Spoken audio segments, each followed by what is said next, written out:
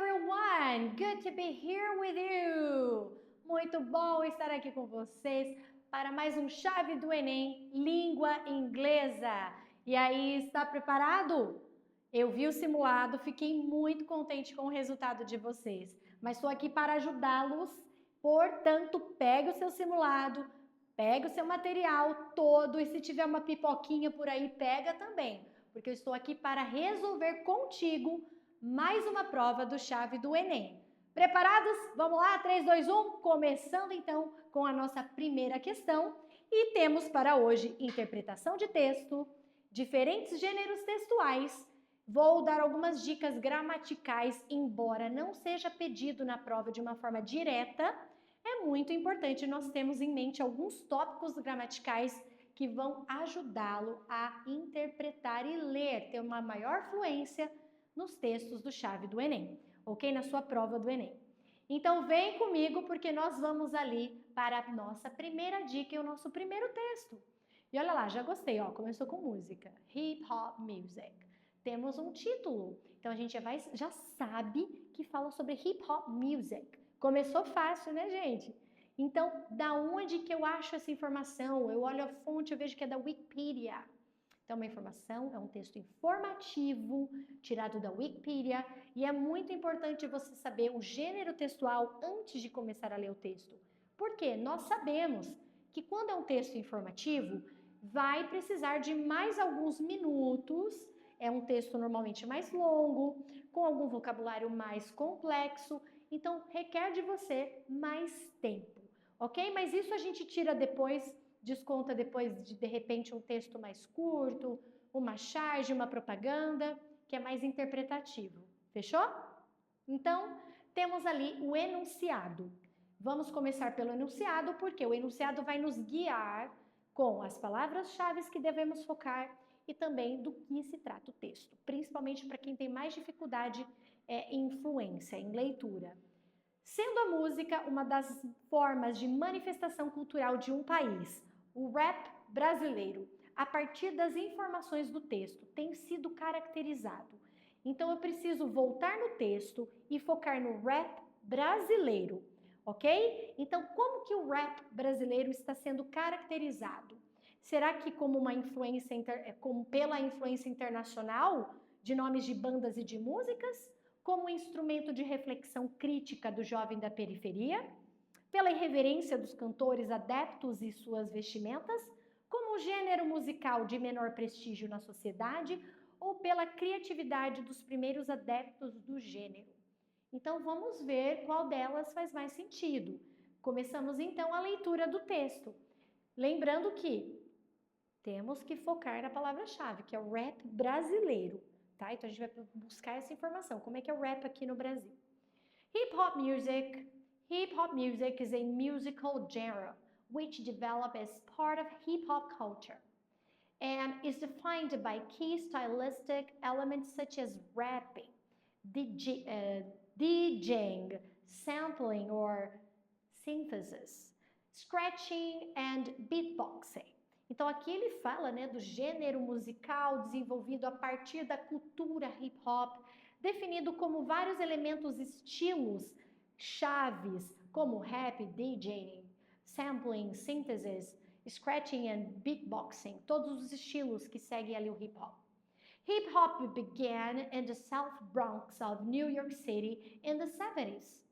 The term rap is often used synonymously with hip hop, but hip hop denotes the practices of an entire subculture. Então, até aqui, ele está falando hip hop, não citou nada ainda sobre a nossa cultura do hip hop ou do rap, então a gente vai continuar. Opa, chegou, acho que chegou onde eu quero, que agora ele começou a falar do Brasil. Brazilian hip hop is one of the world's major hip hop. I think I've lost. Okay, Brazilian hip hop is one of the world's major hip hop scenes with active rap, breakdance, graffiti scenes, especially in São Paulo, where groups tend to have a more international style, influenced by old school hip hop and gangsta rap. Brazilian rap has served as a reflection of political, social, and racial issues plaguing the disenfranchised youth in the suburbs of São Paulo and Rio. The lyrical content, band names, and song names used by Brazilian hip-hop artists often denotes the social, political issues surrounding their communities. Pronto, então assim, ó, da metade para baixo, super importante a gente interpretar e ler, porque vai falar sobre, então, o rap do Brasil, o hip-hop brasileiro.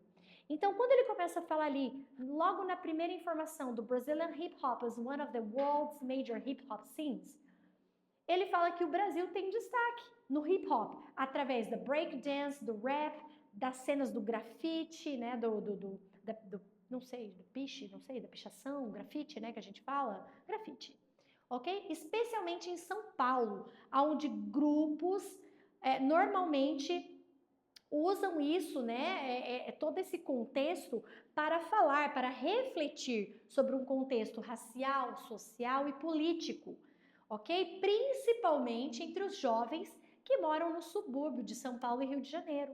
Pronto, já foi explicado. Então, quando eu falo que a música como uma manifestação cultural, em específico, falando do rap brasileiro, qual é a característica? Para que serve, então? A gente já entende, ali fica bem claro para mim, que eles usam esse estilo para uma reflexão política, social e racial. É isso que é usado. E daí ele termina ainda falando, né? Que o Brazilian Hip Hop Artists, que os artistas de hip hop do Brasil, eles gostam de falar sobre tópicos sociopolíticos, né? Um político social nas suas letras. Então, com isso, e aí, pessoal? O que vocês colocaram para mim aí de resposta? Ficou mais fácil? Ficou tranquilo? Então, se você colocou como resposta correta B, certinho. Então, ali, ó, Brazilian rap has served as a reflection of political, social and racial issue. Fechou? Ok? Tranquilo?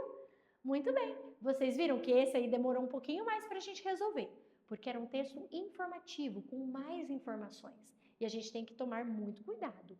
Mas a gente vai para o próximo. E aí nós temos ali, Slumdog Millionaire. Wow! Danny Boyle's Slumdog Millionaire hits the ground running. My goodness, o que seria tudo isso, teacher? Então vamos lá, ó. Segundo a resenha apresentada, a história retrata uma Índia real. Então a gente vai ler essa resenha, essa história de uma Índia real. E por que, segundo essa resenha, a Índia está sendo apresentada de uma forma real?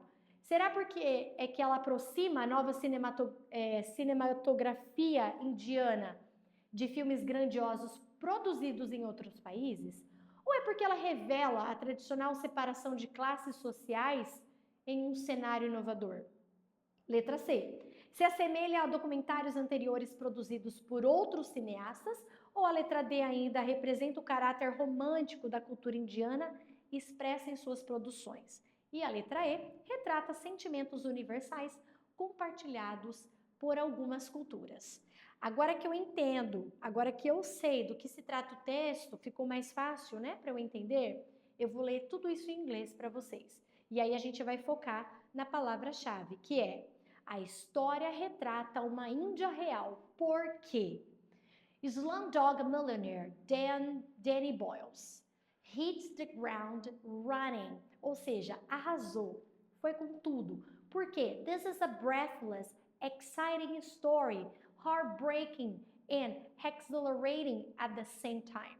Então ele fala que é uma história maravilhosa, de cortar o coração, que tira o seu fôlego, tudo ao mesmo tempo. Por quê? About a Mumbai orphan who rises from rags to riches on the strength of his lively intelligence. A história de um garoto que saiu da pobreza e alcançou a fama pela sua inteligência criativa. The film's universal appeal presents the real India. Olha, achei minha palavra-chave. Real India. Não é o que o enunciado está pedindo para você? Uma Índia real? Então vamos focar aqui, ó. The film's universal appeal presents the real India to millions of moviegoers for the first time. Então, ela apresenta pela primeira vez uma Índia real. Por quê? The real India, supercharged with a plot as reliable and eternal as the hills. Então, ele apresenta ali um plot, um modelo confiável e eterno que mostra ali na sociedade na Índia. The film's surface is so dazzling that you hardly realize how traditional it is underneath. Então, a base ali do filme, ela é tão maravilhosa que você mal consegue entender quão tradicional ela pode ser. But it's the buried structure that pulls us through the story like a big engine on a short train. Mas, ao mesmo tempo, é uma estrutura que é enterrada e que nos empurra para uma história magnífica em um curto período de tempo, né? Um short train, não seria um trem necessariamente, tá, gente? É só um modelo dele falar em um curto período de tempo. By the real India, I don't mean an unblinking documentary like Louis Mayo, Calcutta, or the recent Burning to the Brothels. I mean the real India of social levels that seems to be separated by centuries. Olha, pessoal, quando ele diz I mean the real India of social levels, ele está dizendo para você o que eu quero dizer. Então, olha só, o que ele quer dizer com real India, com uma Índia real? Eu quero dizer, eu quero significar para vocês que a Índia real de uma sociedade multinível que está separada por séculos. What do people think of when they think of India? E aí, o que será que eles pensam quando fala sobre Índia? Aí nós temos ali, where the Masterpiece Theater, um pouquinho ainda antes disso, on the other hand, Mother Teresa and the Wretched of the Earth. Será que quando a gente fala de Índia, a gente pensa em Madre Teresa com o Slam Bombay? Ou, por outro lado, será que a gente pensa num estilo de imagem de Masterpiece Theater? Ou A Passage to India, uma passagem, uma visita à Índia? Ou será que a gente ainda pensa sobre Gandhi? Ok? Então, the film uses dazzling cinematography, breathless editing, driving music, and headlong momentum to explore with narrative of force, steering in a romance at the same time. Então, quando ele retrata uma Índia real, nós temos ali repetidas vezes a palavra real India, real India. Só que quando ele coloca para você, I mean, o que eu quero dizer para você é o quê? E aí? I mean the real India of social levels that seem to be separated for centuries. Uma Índia de desnível ou de níveis sociais que está separada por séculos. Pessoal, ficou mais fácil? O que vocês colocaram aí para mim? Então, nós estamos ali, ó, revela a tradicional separação de classes sociais em um cenário inovador. E fica muito claro porque ele dá a resposta, ele fala, I mean, eu mostro para vocês, eu quero dizer que a Índia real está ali, ó, separada por suas classes sociais por séculos. Ok? Fechou? Um texto mais complicadinho esse também, né, gente? Mas estamos ali agora com o nosso cartoon, seguindo adiante. A nossa terceira questão é um cartoon. Lembrando que cartoons, a dificuldade não está em você entender as palavras ou na tradução, mas é a interpretação. Então, um cartoon, mesmo usando ali um tom de humor, ele quer revelar para você alguma crítica social. E é aí que você tá ligadinho ali, ó. O que ele quer de você? Qual é a mensagem que ele quer passar para você? O que está subentendido atrás desse cartoon? Então, com base nas informações verbais, vamos focar no verbal, e no contexto social, infere-se que o cliente, começando ali, ó, would you like dessert, sir? Dessert, sobremesa. No, thank you, I'm full. Estou cheio. Very well. Would you like the check then? Então você quer a conta? No, thanks, I'm broke. Não, obrigado, tô quebrado. Uau! Então, gente, qual é o humor? O que isso revela para nós? Qual é a crítica social? O que ele quer dizer? Que ele está indisposto para conversar com o garçom? Que ele está demonstrando bom humor, fazendo uma piada ali no momento de fechar a conta? E se você sabe o que é check, fica mais fácil, porque ele está check, pagando a conta, a hora de momento de pagar a conta. Será que ele constrange, intimida o garçom a fim de não pagar a conta devida? Ou será que ele explica ao garçom que vai aguardar outra pessoa chegar ao restaurante ou ainda mostra descontentamento com o serviço para não ter que pagar por ele? Então, gente, tá tranquilo essa? Coloca aí para mim a resposta, qual é? Vamos lá? Então, se você colocou a letra B, você está certo, porque ele usa do bom humor, no thanks I'm full, no thanks I'm broke, para fazer piada no momento de fechar a conta. Ok? Alrighty, so here we go. Próximo texto, Hunger Games Review. Então, nós temos ali um comentário, uma resenha sobre o Hunger Games, ok? E nós temos ali, ó, produções literárias, cinematográficas, estão muitas vezes articuladas. No caso do filme Hunger Games, a autora da resenha chama atenção para a questão da violência. Então, qual é o meu foco? O que eu tenho que prestar atenção quando ler essa resenha? Eu tenho que verificar o que a autora está chamando a atenção em relação à violência, ok? Então, ela começa assim, Family Film Guide Parents Concerns. Então, um guia ali, ó, de preocupação para a família. There's definitely violence in this film. Definitivamente existe violência neste filme. The Central Hunger Games may not be as bloody as brutal as author Suzanne Collins describes in the novel, but there's a visceral reaction to seeing the kid-on-kid violence rather than conjuring it in your own imagination. Então ela diz ali que pode ser que ali na mensagem central do Hunger Games não parece tão sangrento ou brutal quanto a autora desse romance ou dessa literatura quer mostrar. Mas existe sim uma reação visceral de violência de uma criança contra outra, que vai além ali, fica ali na nossa imaginação, a forma com que ela descreve. The tributes kill each other in a host of ways, from spear, knife, arrows, wounds, to hand-to-hand battles that leave teens with their heads smashed or necks snapped. Então aqui nessa parte a gente vê detalhes de violência. Ela coloca ali, ó, como que essa literatura ou filme mostra o tipo de violência de todos os níveis. É facada, é cortar pescoço, é batalha, então assim, e é uma violência entre adolescentes. Ela dá os detalhes. Cabeça esmagada, né? O heads smashed, necks snapped. Então, olha lá. The editing is quick and the shots never linger on anything overly graphic.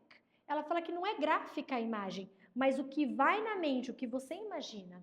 There's blood and 22 adolescents aged 12 to 18 die in the annual blood sport pageant. Immature twins. E aí vem uma palavra twins, é pré-adolescente, não é teens, nem children, é twins. If you're not old enough to be ripped into the Hunger Games, they are probably not mature enough to see it. Então ela coloca aqui, fica uma dica de ouro. Se eles não são suficientemente maduros para entender a mensagem, então provavelmente eles não têm maturidade para ver as imagens. Então, gente, qual é a questão ali?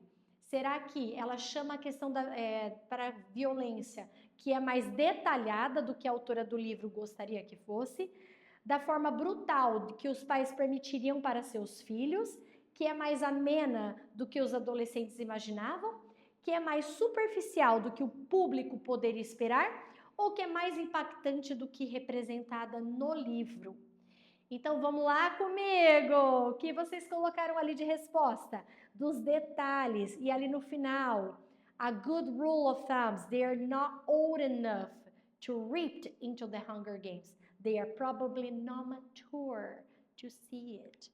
Então, é muito mais impactante do que representada no livro, porque é definitely violent, ok? E quando ela dá os detalhes, fica muito claro que, olha lá, os pré-adolescentes não têm maturidade suficiente para ver tantas coisas. E quando eles leem no livro, pode ser que, né, eles não estejam preparados para assistir o filme. Porque no livro eles imaginam, mas no filme eles veem essas imagens. Alright? Good, excellent. And to finish, I promise to be quick here. As furniture burns quicker, firefighters reconsider tactics. Então, nós estamos ali, ó, firefighters, bombeiros reconsideram as suas táticas. O texto aborda o tema dos incêndios residenciais que se propagam com rapidez. Por quê? Composição sintética dos móveis, estrutura das construções atuais, acumulação demasiada dos tecidos, recursos insuficientes de combate ao fogo ou da ventilação inapropriada dos cômodos. Vamos ver então o porquê que o fogo está rapidamente propagando nesses incêndios residenciais? House fires have changed. The New York Fire Department is rethinking its tactics for residential fires while trying to hold on to its culture of aggressive interior firefighting. Então, o Departamento de Bombeiros de Nova York está repensando as suas táticas para combater incêndios residenciais. Então, vamos ver o porquê? Então, vamos lá. Charging inside burning buildings as fast as possible. Plastic fillings in sofas, mattresses burn much faster than older fillings like cotton, helping to transform the behavior of houses fires in the last few decades. Firefighters and engineers says. Uau, então se eu parasse aqui eu já tenho a resposta. Quando eu falo que o estofado do sofá é feito de um material plástico, que os colchões estão queimando de uma maneira muito mais rápida do que os colchões ou os móveis feitos de antigamente que eram de algodão, eu já tenho aqui o porquê, né, que o fogo está propagando com mais rapidez. E aí ele termina assim, ó. Years ago, you could break a window and took the fire several minutes to develop, or 10 minutes. A fire battalion chief in Queens, George Healy said, now we are learning when you bend a window on the door, the fire is developing in a minute. Então ele compara que antes demorava até 10 minutos para o fogo propagar e agora, em menos de um minuto, a casa toda se incendeia. Então a gente ficou claro para vocês ali, ó, que é devido ao material, a composição sintética dos móveis. Alright? Deal? Here we go, guys. So that's it. We finished. I hope I helped you a lot and it was good to be with you all. Thank you so much. See you. Bye.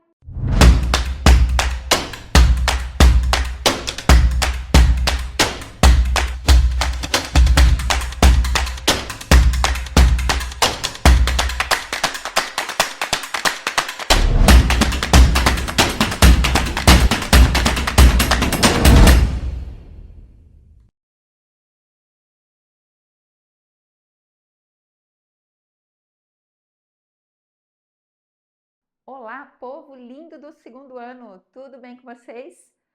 O que nós temos para hoje em literatura para o segundo ano? Modernismo, as novas maneiras de ver a arte. Vamos nessa? Você já respondeu as questões, espero que você tenha se saído muito bem. Caso não tenha ido tão bem, agora está na hora da gente rever essas questões. Combinadinho assim? Vamos lá! O primeiro texto, na verdade, era uma imagem. Olha que interessante! O nome da imagem é Soldado Jogando Cartas. E essa imagem, ela ali pede para a gente ler o texto, né? Perdão, gente, não tem como ler, mas tem sim como ler. A gente lê interpretando, né? As vanguardas europeias não devem ser vistas isoladamente, uma vez que elas apresentam alguns conceitos estéticos e visuais que se aproximam. Com base nos conceitos vanguardistas e visuais que se... com base nos conceitos vanguardistas, entre eles o de exploração de formas geometrizadas do cubismo. No início do século XX, o quadro Soldado Jogando Cartas explora uma. O que será que ele está explorando ali? A gente tem que entender ali, ó, que tem algumas palavrinhas-chave, né? Conceitos estéticos e visuais e a questão da geometrizadas do cubismo. Então, o que nós temos? Uma abordagem, será que sentimentalista do homem? Será que é uma imagem plana para expressar a industrialização? A aproximação impossível entre máquina e homem? Ou será que é a uniformidade de tons, como crítica à industrialização, ou ainda a mecanização do homem expressa por formas tubulares? Veja, lembrando que nós estamos falando de cubismo, nós vamos ter que lembrar de formas geométricas, né? No conceito de tubos, né? Então, a última alternativa, se você assinalou a letra E, acertou. Bora para outra? Essa aqui é o Manifesto Futurista de Marinetti e é um texto dividido realmente em 1, 2, 3, 4, né, em tópicos, e cada um deles traz uma ideia do que eles querem, é um manifesto. E no primeiro diz assim: nós queremos contar o amor ao perigo, o hábito da energia e da temeridade. 2. A coragem, a audácia, a rebelião serão elementos essenciais de nossa poesia. 3. A literatura exaltou até hoje a imobilidade pensativa, o êxtase, o sono. Nós queremos exaltar o movimento agressivo, a insônia febril, o passo de corrida, o salto mortal, o bofetão e o soco. 4. Nós afirmamos que a magnificência do mundo enriqueceu-se de uma beleza nova, a beleza da velocidade. Um automóvel de corrida com seu cobre enfeitado com tubos grossos, semelhantes a serpentes de hálito explosivo, um automóvel rugidor que parece correr sobre a metralha. É mais bonito do que a vitória de Samotrácia. 5. Nós queremos entoar hinos ao homem que segura o volante, cuja haste ideal atravessa a Terra, lançada também numa corrida sobre o circuito de sua órbita. 6. É preciso que o poeta prodigalize com ardor, fausto e munificência para aumentar o entusiástico fervor dos elementos primordiais. Bom, esse documento de Marinetti, de 1909, propõe os referenciais estéticos do futurismo, que valorizam o quê? Bom, a gente tem que lembrar o que é o manifesto futurista, né? O que ele traz de ideias. Mas veja, todo o manifesto ali, a parte que está destacada, a parte que foi selecionada, esses 6 tópicos, eles falam de uma coisa mais ágil, de uma coisa mais que demonstra uma certa agilidade. Mas percebam, ao ele citar o automóvel, que era uma baita de uma tecnologia para a época, ele faz uma visão do que o futurismo entende como arte. A arte não é aquela coisa paradinha, mas é alguma coisa que tem uma velocidade, que agiliza, né? Que traz uma agilidade ao mundo. Então, dentro das nossas opções, nós temos uma composição estática, não pode ser porque já desde o primeiro a gente vê uma agilidade. Há uma inovação tecnológica? Com certeza, e pode ser sim. Suspensão do tempo? Não, né? Porque nós não temos essa questão. Retomada do helenismo? Manutenção das tradições? A tecnologia é a alternativa e certa, a letra B. Se você assinalou essa, parabéns. Vamos para a próxima? A partir dos anos de 1970, a diversidade étnica e cultural ganha maior reconhecimento com movimentos culturais, como tropicalismo, os afro-baianos, as inserções de referências religiosas afro-brasileiras na bossa nova e o teatro do oprimido. Tudo isso foi antecipado pelo movimento de cultura popular, fundado por Paulo Freire nos anos de 1960. Essa ideia nacionalista surgiu nos sonhos de Mário de Andrade e na Semana de Arte Moderna, então, né, de 1922. percebam que visava. O que que essa semana visava? Então vamos voltar só um pouquinho ali. Oh, já foi com resposta. A gente vai ir com a resposta já direto. Perdoe-me. Mas algumas coisas para a gente pensar aí. Veja, ele vai destacar algumas coisas. Tropicalismo, afro-baianos, referências religiosas afro-brasileiras na bossa nova e no teatro do oprimido. Então, são tudo características da cultura brasileira. E aí nós temos como características da semana de 22, a incorporação ao patrimônio nacional das culturas negra e portuguesa. É isso que retrata esse trecho que nós lemos e a semana de 22? Será que é uma representação das realidades sociais e econômicas do início do século? Ou ainda um reflexo da igualdade mestiça nos processos de patrimonialização? Ou o ideal de diversidade cultural como categoria identitária nacional? Ou ainda como a construção de materiais e de multiplicidades socioculturais? Bom, a gente tem que lembrar um pouquinho que 22 ele faz esse resgate para a cultura nacional.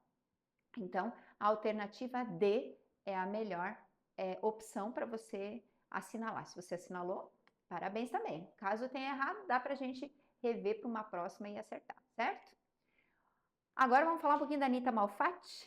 Bom, Anita Malfatti, após ela estudar na Europa, ela retornou para o Brasil com uma amostra que abalou a cultura nacional no início do século XX.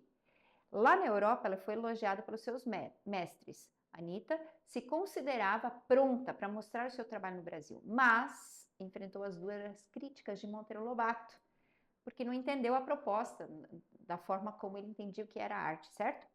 Com a intenção de criar uma arte que valorizasse a cultura brasileira, Anita Malfatti e outros artistas modernistas, o que eles fizeram? Então vamos pensar aqui, ó. O que nós temos que pensar? Ela estudou na Europa, lá ela trouxe, de lá ela trouxe as suas ideias, mas chegou aqui no Brasil, ela trouxe um certo rechaço, né? Especialmente Monteiro Lobato, que se pronunciou de forma escrita contra a arte que ela trouxe, ok? Mas ela trouxe essa arte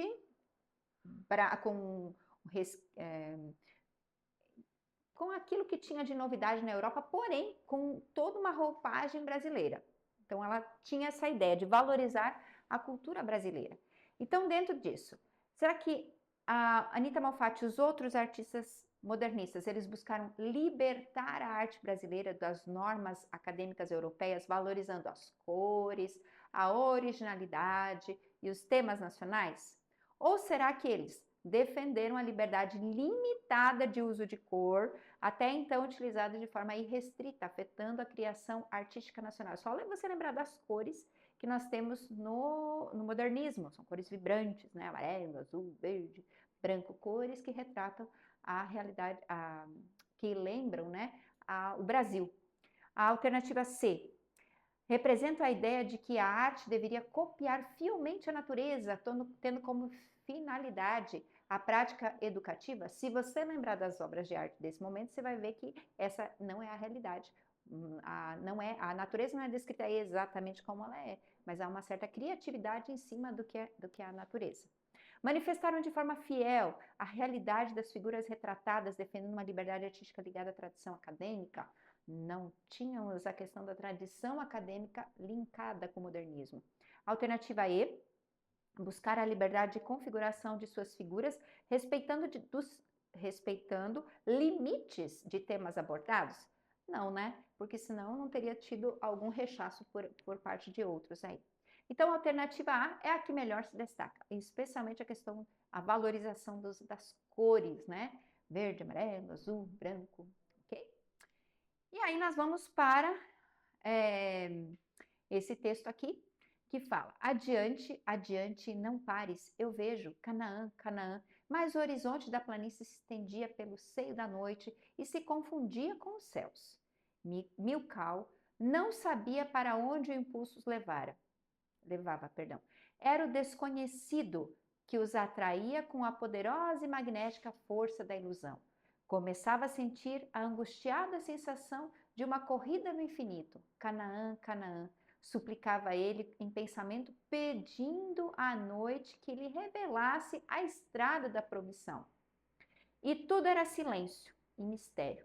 corriam, corriam, e o mundo parecia sem fim.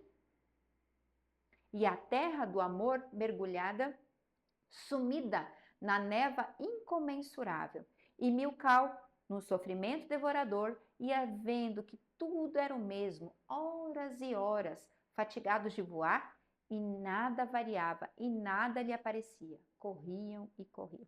Bom, algumas coisinhas sobre esse texto, aqui nós vamos ler o que está pedindo a questão. O sonho da Terra Prometida revelava-se com valor humano, que faz parte do imaginário literário brasileiro desde a chegada dos portugueses.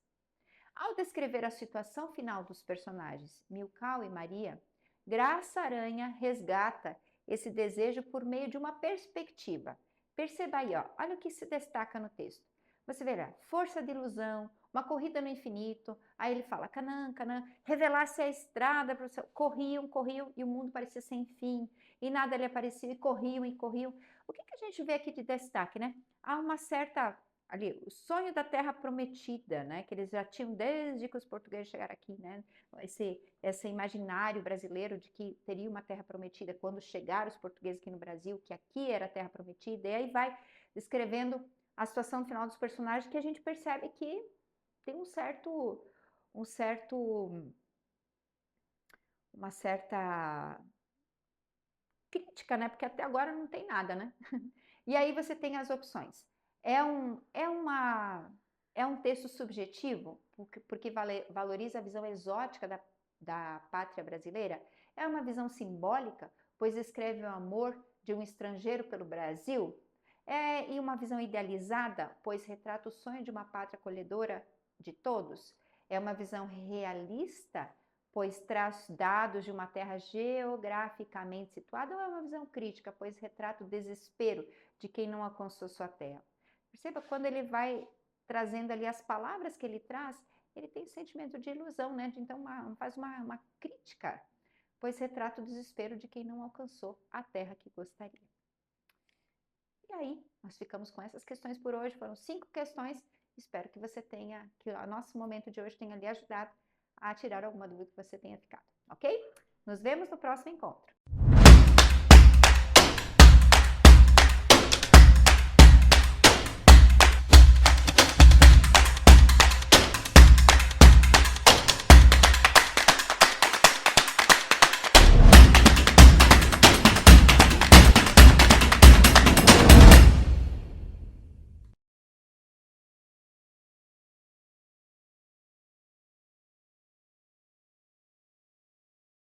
Fala, galerinha bonita! E aí, animados para mais uma aula de língua portuguesa aqui no Chave do Enem? Então, vem conosco para a resolução de algumas questões que vão abordar hoje interpretação de texto, regência e também conjunções coordenativas. Então, vamos lá? Se você está chegando pela primeira vez, aquele meu avisinho de sempre, tá? A organização aqui das questões estão um pouco diferentes da organização da prova, porque eu gosto sempre de fazer a leitura primeiro do enunciado, porque aí eu já sei o que a questão pede, para depois fazer a leitura do texto, ok? Então fica essa dica aí para que você utilize e ganhe tempo também assim, utilizando essa metodologia. Então vamos à leitura do nosso primeiro enunciado. Na entrevista, o autor defende o uso de formas linguísticas coloquiais e faz uso da norma padrão em toda a extensão do texto. Então, aqui tem algumas coisas importantes de você observar. Primeiro, qual é o gênero textual? Entrevista. Tá? Segundo, ele defende uma coisa e acaba fazendo outra. Por que que isso acontece? Então, vai pensando aí enquanto você lê o texto. Pode parecer inacreditável, mas muitas das prescrições da pedagogia tradicional da língua até hoje se baseiam nos usos que os escritores portugueses do século XIX faziam da língua.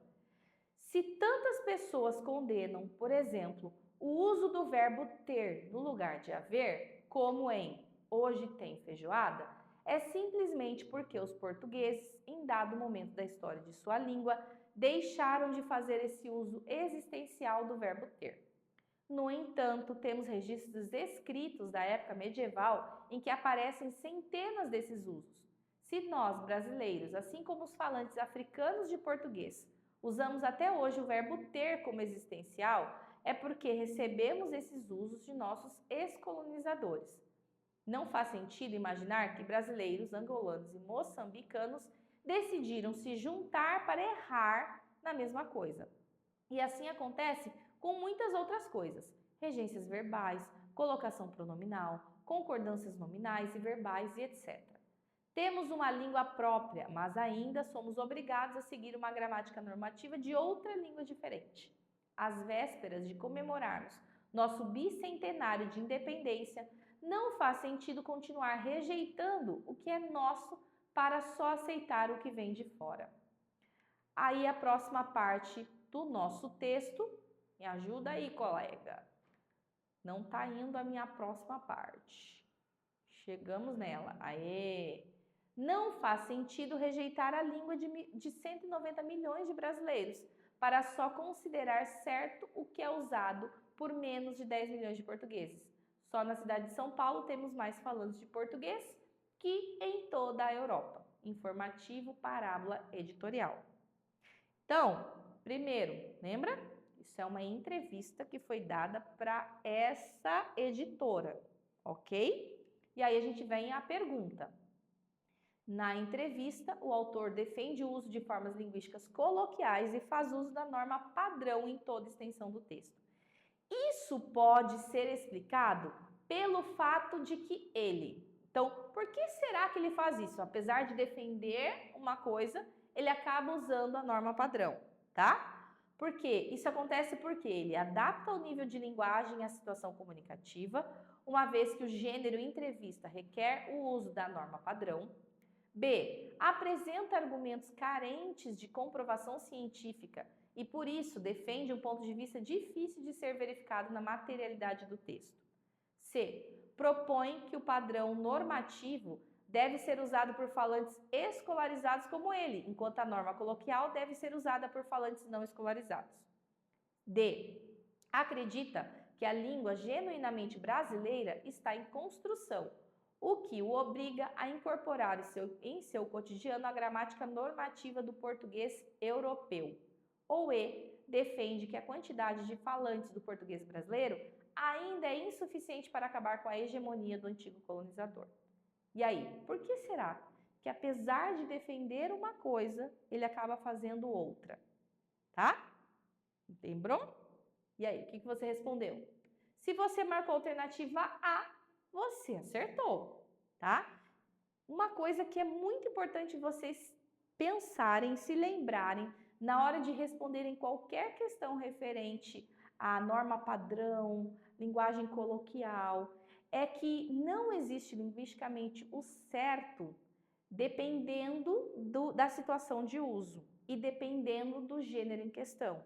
Então, como a gente aqui está falando de uma entrevista que foi publicada em uma editora, então entende-se que apesar de ele defender o uso da norma coloquial, de mudanças na língua brasileira, né, que ele faz um pouquinho dessa conversa, apesar dele defender essa ideia, ele acaba usando a norma padrão, justamente por se tratar de um gênero formal em uma edição formal, né, que é uma editora, a parábola editora, então ele tem que fazer adequações em relação ao uso da língua. Ele estaria equivocado, por exemplo, se assim ele não o fizesse, né? Então, o uso que eu faço da linguagem, se é padrão, se é coloquial, precisa se adequar às situações e aos gêneros que a gente estiver trabalhando, tá? Então, isso não pode ser explicado por nenhuma das outras alternativas, se você levar esse raciocínio em questão. B. Apresenta argumentos carentes de comprovação científica e por isso defende um ponto de vista difícil de ser verificado. É por isso que ele apesar de usar uma coisa, de defender uma coisa, ele usa outra? Não, né? Muito menos propõe que o padrão normativo deve ser usado por falantes escolarizados como ele. Não, essa não era nem a intenção dele. Muito menos que o fato de ele usar a norma padrão, mesmo defendendo a linguagem coloquial, que isso seria a explicação para isso que aconteceu, né? E também não seria a explicação para a letra D e muito menos para a letra E, tá? Todas as outras coisas estão totalmente contrárias a essa ideia que se tem. Na verdade, não é nem ideia que se tem, né? Em relação ao uso que a gente tem que fazer da própria língua, mesmo acreditando que talvez algumas coisas no português brasileiro pudesse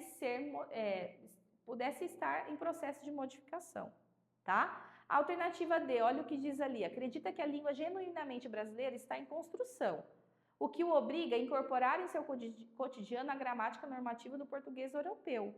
Não é por isso que ele utiliza a linguagem padrão, mesmo defendendo a coloquial, e muito menos defende que a quantidade de falantes do português brasileiro ainda é insuficiente para acabar com a hegemonia do antigo colonizador. Na verdade, ele diz que a gente tem um bom número de falantes do português brasileiro, mas nem por isso ele vai fazer uso de uma linguagem coloquial numa situação comunicativa formal de comunicação, ok?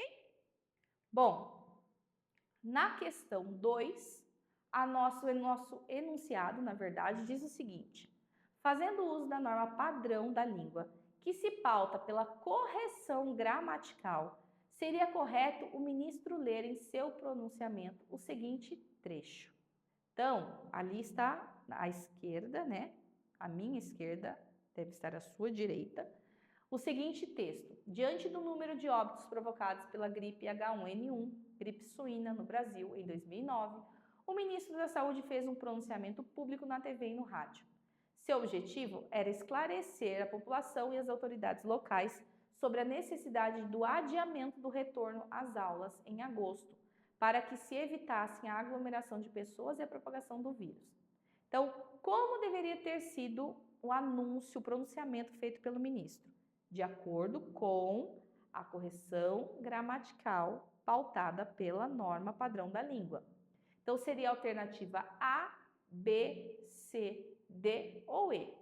Eu já vou logo para a resposta, porque vocês vão ver aqui que aqui existem apenas algumas diferenças entre uma letra ou outra e que tem a ver justamente a correta, né, com a correção gramatical em relação à norma padrão da língua. E aí, o que você respondeu? Espero que é C, tá? Olha lá. Diante da gravidade da situação e do risco a que nos expomos, ó, até aqui, essa alternativa está igualzinha à alternativa B, né? Aí, há necessidade de se evitarem aglomerações de pessoas para que se possa conter o avanço da epidemia.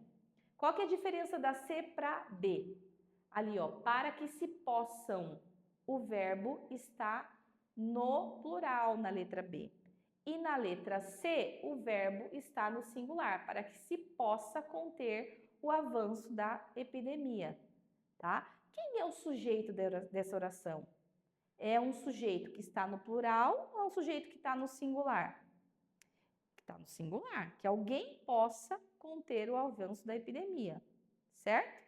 Então, a alternativa correta seria a letra C, com o verbo no singular e não com o verbo no plural, como está na letra B, tá? Então, da letra B para a letra C, a única alteração está ali na concordância do verbo, certo? Agora, nas outras alternativas, por exemplo, olha lá a alternativa A. Diante da gravidade da situação e do risco de que nos expomos, aí a gente tem um caso de regência. Quem se expõe de alguma coisa? Não. A regência desse verbo não é a preposição de, não é regido pela preposição de, e sim regido pela preposição a, como a gente tem na alternativa C e também na alternativa B. A alternativa B, como eu já acabei de comentar, só não está correta por causa da concordância verbal ali no final, certo? Então, a estaria errada, a D também estaria errada. Olha lá, diante da gravidade da situação e do risco, os quais nos expomos. Quem se expõe a algo. Tá faltando a preposição aqui na alternativa D. Então, também está errada. E na E, diante da gravidade da situação e do risco com que nos expomos, De novo, a preposição que está sendo usada aí com esse verbo está errada.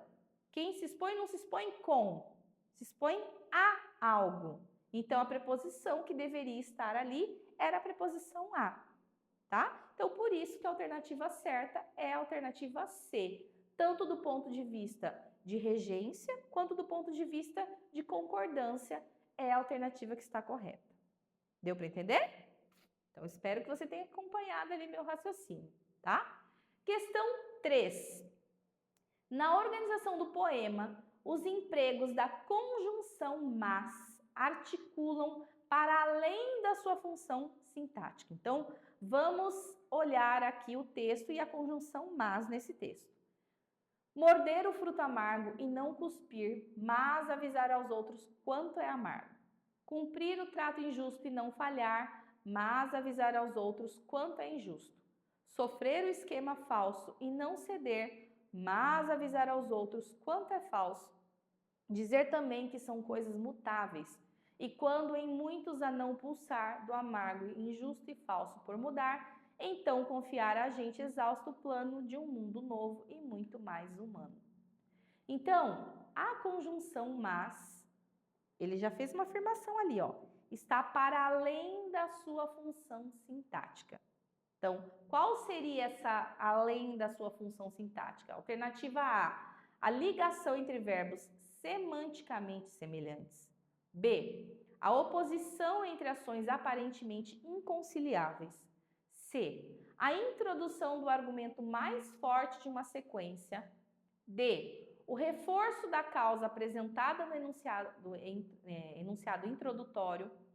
Ou E, a intensidade dos problemas sociais presentes no mundo. Então, aqui a gente tem uma questão de gramática relacionada à interpretação.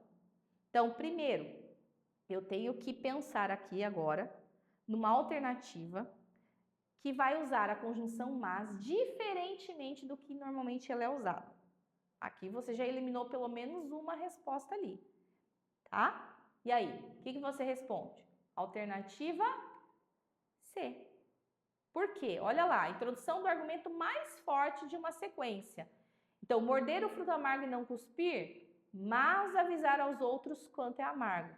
Isso é mais forte do que o que tinha acontecido no período anterior, na oração anterior, tá? Então, é isso que está acontecendo aqui. Não é simplesmente uma ligação entre verbos semanticamente semelhantes, nem muito menos oposição, que se fosse oposição, não estaria além da sua função sintática, estaria de acordo com a sua função sintática, porque normalmente a conjunção mas tem ideia de oposição, mas aqui está dizendo que vai além da sua função sintática, tá? Mas essa além dessa função sintática não é de reforçar a causa e muito menos de intensificar os problemas sociais presentes no mundo. Então, a alternativa correta é a alternativa C, ok? Quarta questão, o enunciado diz o seguinte: a autora emprega por 2 vezes o conectivo mas no fragmento apresentado. Observando aspectos da organização, estruturação e funcionalidade dos elementos que articulam o texto, o conectivo mas. Então vamos ver ali, ó. Os filhos de Ana eram bons, uma coisa verdadeira e sumarenta. Cresciam, tomavam banho, exigiam para si, malcriados, instantes cada vez mais completos. Há estouros. O calor era forte no apartamento que estavam aos poucos pagando. Mas o vento batendo nas cortinas que ela mesma cortara, lembrava-lhe que se quisesse podia parar e enxugar a testa, olhando calmo o horizonte. Como um lavrador, ela plantara as sementes que tinha na mão, não outras, mas essas apenas. Então, esses 2 mas ali, ó, o que eles estão expressando? O mesmo conteúdo nas 2 situações em que aparece no texto, então eles vão ter o mesmo sentido, quebra a fluidez do texto e prejudica a compreensão se usado no início da frase, ocupa posição fixa, sendo inadequado seu uso na abertura da frase, contém uma ideia de sequência temporal que direciona a conclusão do leitor, ou assume funções discursivas distintas nos 2 contextos de uso. Vamos à resposta? Se você colocou a alternativa E, você acertou. O primeiro, mas, né? Ele tá com o sentido normal dele, adversativo. O segundo, de adição, certo? Então, eu tenho ali dois sentidos diferentes. Eu não tenho ali expresso o mesmo conteúdo nas duas situações. Então, o mas teria que ter aqui o mesmo sentido. Vamos supor, se fosse de oposição, os dois dariam ideia de oposição. Se fosse de adição, os dois mas dariam ideia de adição. Não é o que acontece, tá? Quebra a fluidez do texto e prejudica a compreensão, o uso desses mas? De jeito nenhum. Ocupa a posição fixa, então o mas só pode ser usado em um local na frase? Também não, gente. Tudo vai depender muito do tipo de argumentação que você está utilizando, tá? E D, contém uma ideia de sequência temporal. Então, esse mas vai dar a ideia de sequência de tempo? Também não. Então, a alternativa E é a correta, ok? Chegamos à nossa última questão, que diz o seguinte. O contexto em que o esporte eletrônico é apresentado no texto demonstra o quê? A condição favorável à expansão dessa modalidade, a promoção dessa prática por jogadores profissionais, o impulsionamento de um processo de marketing, o favorecimento de fabricantes dos jogos ou a modificação da audiência televisiva. Então vamos ler aqui o texto. A indústria do esporte eletrônico é um mercado que está crescendo em um ritmo mais rápido do que a economia mundial. Sua popularidade cresceu muito e no Brasil não é diferente. De acordo com os dados de uma pesquisa, mais de 64% dos brasileiros que jogam videogame já ouviram falar do esporte eletrônico, No entanto, o que chama atenção é o crescimento superior a 10% do público praticante comparado ao ano anterior, que subiu de 44% para 55%. Trata-se de um percentual expressivo, já que o Brasil está no top 3 dentre os países que têm maior número de espectadores do esporte eletrônico do mundo. Comparado ao ano anterior, em 2020, o Brasil teve um marco de crescimento de 20% na audiência. Mundo afora, a árdua dedicação de grandes gamers contribuiu para o reconhecimento do Comitê Olímpico Internacional, aliado a outras 5 federações esportivas e suas desenvolvedoras de jogos, que direcionaram o olhar mais atento ao assunto, permitindo dar ao primeiro passo para concretizar pela primeira vez na história dos jogos eletrônicos um evento olímpico oficial. Então, o contexto em que o esporte eletrônico é apresentado no texto demonstra o quê? Vamos à resposta? Uma condição favorável à expansão dessa modalidade. Tanto é que no finalzinho ali do texto, ele fala que pela primeira vez na história pode ser concretizado ali um evento olímpico oficial, tá? Então, essa modalidade de esporte está crescendo tanto que já dá até para pensar nisso, tá? Eu não estou querendo ali promover essa prática, na verdade, não é a promoção dessa prática por jogadores profissionais, nem impulsionamento de um processo de marketing, muito menos o favorecimento de fabricantes dos jogos, né? E nem a modificação da audiência televisiva. Não está pedindo para você mudar a audiência televisiva, e sim está dizendo que esse número tem crescido também nos últimos anos, tá bom? Então, muito obrigada pela sua atenção, bom estudo para todos e nos encontramos na nossa próxima aula. Um abraço para todos.